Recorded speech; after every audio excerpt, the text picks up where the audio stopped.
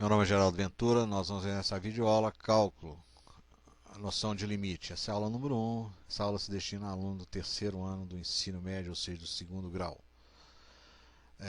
Essas fotografias aqui estão aí pelo seguinte, tem aluno que acha que o cálculo já nasceu pronto. Nada nasce pronto. Várias pessoas desenvolveram aí esse cálculo. Do jeito que aqui você tem uma fotografia, aqui, um desenho aqui de Moisés recebendo as tábuas lá de Deus, os 10 mandamentos. Tem aluno, por exemplo, no primeiro grau, até às vezes aí no ensino fundamental, que ele acha que o frango assado já nasceu assim, né? Que ele não passou pela galinha. Então, o cálculo, tem vários cientistas que desenvolveram isso aí. Tipo aí o Leibniz, que é esse alemão, né? Inclusive a notação que se escreve aí, o cálculo, devido a esse sujeito aí, né? Isaac Newton, né? Outro cientista, inclusive os dois têm aí detém aí simultaneamente o poder da criação do cálculo. Outros matemáticos contribuíram, tipo o Cavalieri, né? O Huygens, o Wood, né? O François Vialet, o René Descartes, o Pierre de Fermat, o Isaac Barral, inclusive esse cara aqui foi professor de Isaac Newton, o próprio Arquimedes, dizem que ele esteve muito perto aí do desenvolvimento do cálculo, o Mercator, né? E tantos outros matemáticos. Agora o aluno sempre pergunta, o que significa cálculo? Então a palavra cálculo pertence ao latim, ela significa pedra. Então o ser humano, para contar, eles associava para cada número uma pedrinha. Em essência, cálculo infinitesimal ou cálculo diferencial integral é o estudo do movimento e da mudança.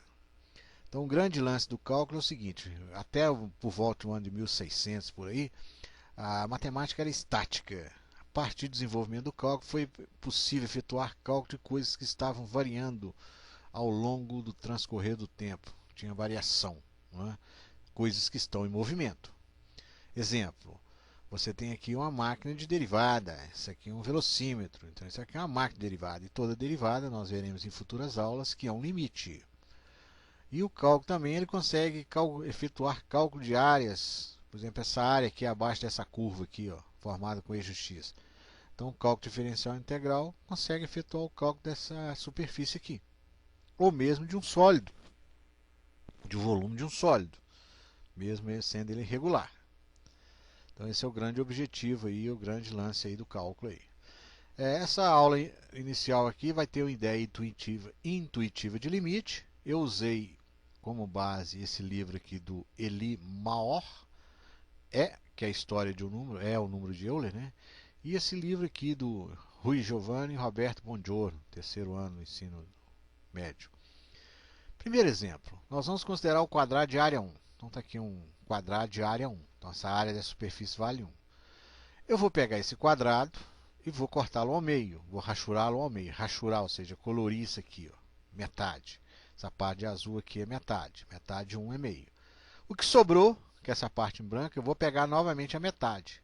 Então metade de meio é 1 quarto. Então a parte de azul mais a parte de vermelho somado, 3 quartos. Tem que tirar o mínimo de comum, obviamente, né? 3 quartos. O que sobrou, que é essa parte em branco, eu vou cortar ao meio. Metade do que sobrou. Então metade que sobrou, 1 oitavo. Metade que sobrou, que é essa parte em branco, eu vou pegar metade, que é 1 16 avos. E o que sobrou de 1 16 avos, que é essa parte em branco, eu vou pegar metade. Eu poderia fazer isso indefinidamente, né?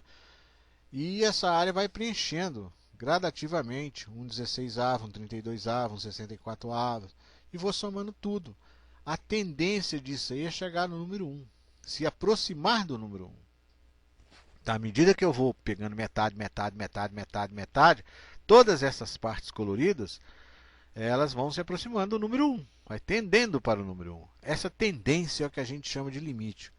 Dizemos então que o limite desse processo tende ao número 1. Então essa palavra tender é que significa que é o limite. Então dizemos que a área rachurada tende ao número 1, sem no entanto assumir esse valor. Então ele vai aproximando, aproximando, mas nunca chega lá.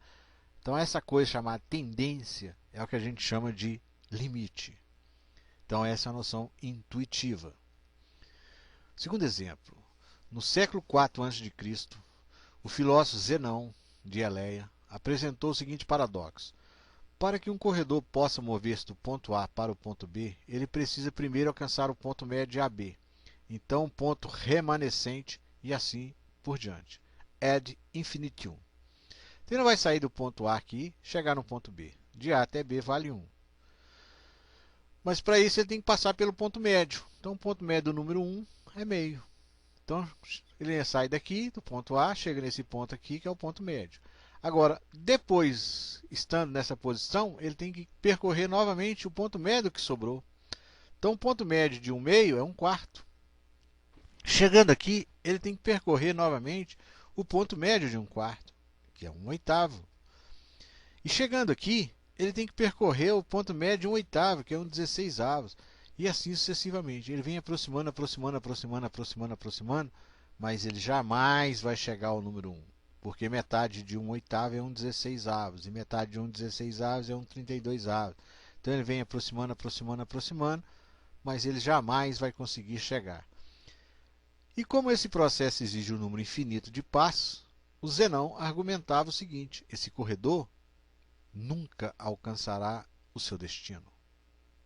Então ele concluiu isso 4 séculos antes de Cristo. O terceiro exemplo. Nós vamos considerar o gráfico da função f de x definida por x mais 2, no conjunto dos números reais. Então a reta é essa reta aqui, o gráfico é uma reta no plano cartesiano.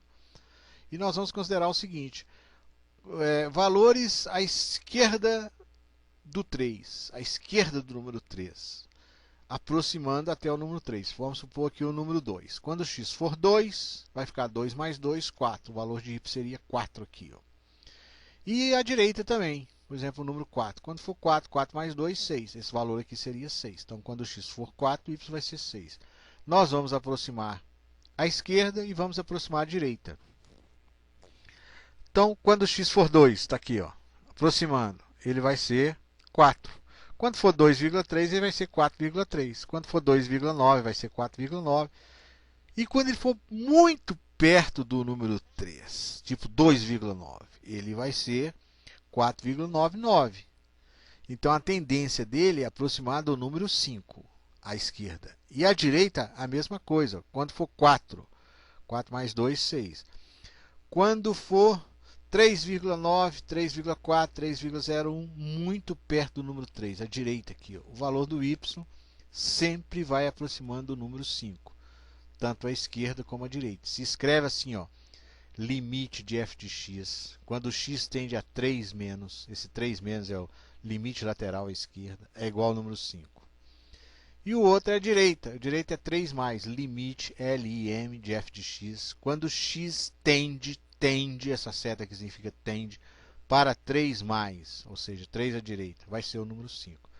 E todas as vezes que o limite da direita for igual ao limite da esquerda, o limite da função vai ser esse número. Obrigatoriamente o da direita tem que ser igual ao da esquerda. Então o limite de f de x tem que ser o número 5, no caso aqui. Se escreve assim. O exemplo número 4. Foi dado esse gráfico, f de x, definido por duas sentenças. Vai ser x se o x for menor ou igual a 3. E x mais 2 se o x for maior do que 3. Esse tipo de gráfico você aprendeu a desenhar no primeiro ano do segundo grau. Tá? Caso você não saiba, pegue uma aula na internet que ensina a esboçar esse tipo de gráfico lá. Então, quando o x, limite de f de x tende à direita, 3 à direita. Então, à direita, aliás, à esquerda, 3 menos. Então, 3 menos é a esquerda. Você vem aqui, ó, à esquerda, um pouquinho antes do 3, sobe, toca na reta e vai para o eixo y. Então, quando for 3, vai ser 3. E quando o limite de f de x, quando x tende para 3 mais. Esse 3 mais é o 3 à direita. Então você vem aqui com a setinha aqui, ó, tipo mouse, cursor dele, põe à direita do 3, sobe, sobe, sobe, sobe, sobe, sobe. Ele toca a curva aqui e vai lá no eixo y, que é o número 5. Então é assim que nós olhamos. Então o limite da esquerda, que é o 3 menos, é o número 3. O limite da direita é o 5. Então, estando à direita, ele vai para o 5. Estando à esquerda, ele vai para o número 3. você observa que o limite da direita é diferente do limite da esquerda. Então você fala que nesse caso não existe o limite. Para existir o limite, obrigatoriamente o da direita tem que ser igual ao da esquerda. Então, da direita foi para o número 5, da esquerda foi para o número 3. Então, valores diferentes, não existe o limite. É o que eles chamam de limites laterais. Então, é assim que nós conseguimos enxergar, vislumbrar graficamente através do gráfico se existe ou não um limite. Agora, nas próximas aulas, nós veremos sem ser por gráfico. Então, por gráfico é isso: você desenha o gráfico, olha a tendência, está tendendo para o número 3, você vai lá à direita, vê para onde é que foi a seta. Põe à esquerda, vê para onde foi, e você sabe se existe ou não o limite. Então, se o da direita for igual ao da esquerda, existe limite.